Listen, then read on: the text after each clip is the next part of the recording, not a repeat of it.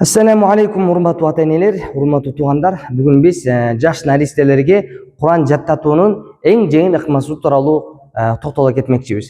Бөбөктөргө Куран жаттатуунун эң жеңил ыкмасы алардын жанына отуруп Куран окуп берүү, Куран угуздуруу. Анткени мына ошол учурда наристелердин көрүү сезими көз абдан курч болот, андан дагы угуу сезими абдан курч болот. Мына ошондон пайдаланып, алардын балалык чагын касиеттүү Куран менен чоңойто турган болсок, анда ал наристенин келечеги кең болоруна эч кандай шек жок. Эми Куранды кандайча угузабыз? Куран угуздуруунун, Куран окуп берүүнүн эң туура ыкмасы ошол наристенин, бөбөктүн өзүнүн ата-энеси окуп берсе, мындан өткөн чоң пайда, мындан өткөн бир жакшы ыкма болбойт. Эгерде буга мүмкүнчүлүк болбосо, анда же убакыт болбосо, же үй бүлөдө ошол жаш наристеге Куран окуп бере турган адам табылбаса, анда эң акыркы ыкмасы ошол аламга атага чыккан дүйнөлүк карылардын Куран окуп бергенин телефон аркылуу же колонка аркылуу ошол жаш балага ойноп жатканда же уктап жатканда коюп берип койсок, анда бул учурда дагы Курани Керим өзүнүн таасирин, өзүнүн нурун ал баланын жүрөгүнө, аң сезим акылына сөзсүз таасирин тийгизет. Эми ошол жаш наристе, жүрөгү таза наристе жаш кезинен, балалык чагынан Куран окуп чоңое турган болсо, кандай пайдаларга жетет? Албетте пайдалар өтө көп. Ошонун эң эле биринчиси, Куран өзүнүн нурун сөзсүз баланын жүрөгүн нурлантат.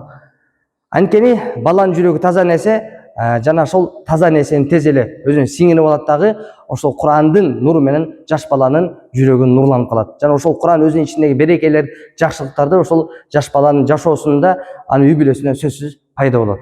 Ал эми экинчи пайдасы, кайсыл жерде Куран окула турган болсо, мына ошол жерде Аллах Таала ар кандай асман жерден келе турган өдө кырсык балелерден, илеттерден, кырсыктан Аллах Таала сактап коет. Көз тийүүдөн, сыйкыр тийүүдөн, көрө албастардан, кыскасы бардык жамандыктан Аллах Таала сактап коет. Жин шейтандын азгыруусунан дагы, тийишүүсүнөн Аллах Таала сактайт. Анткени кайсыл жерде Куран окулса, ошол жерде периште курчап алат дагы, жин шейтандар, жамандыктар кетип калат. Бул экинчи пайда. Ал эми үчүнчү пайдасы, жаш кезинен күндө ошол наристе күндө Куран уга турган болсо, жана айтып өткөндө алардын угуу сезими күчтүү болгондуктан Куран тез эле жаттап алат.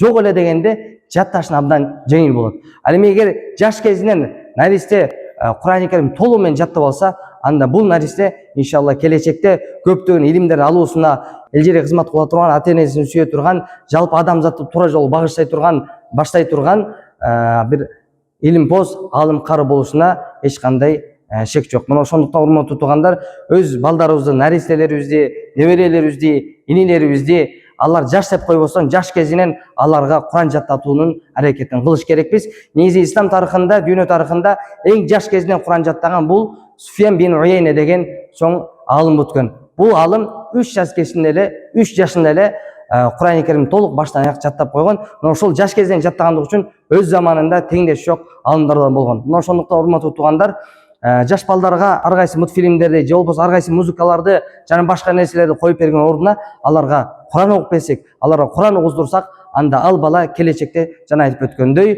өзүнө теңдеш жок алымдардан, карылардан, илимпоздордон болот деген бир чоң үмүт бар. Ошондуктан Аллах Таала бардыгыбызга Курандын сүйүүсүн жүрөгүбүзгө, амалын денебизге, таасирин бүткүл алымга тийгизген болсун. Ва ахиру дa'wana анил хамдулиллахи rabbil alamin.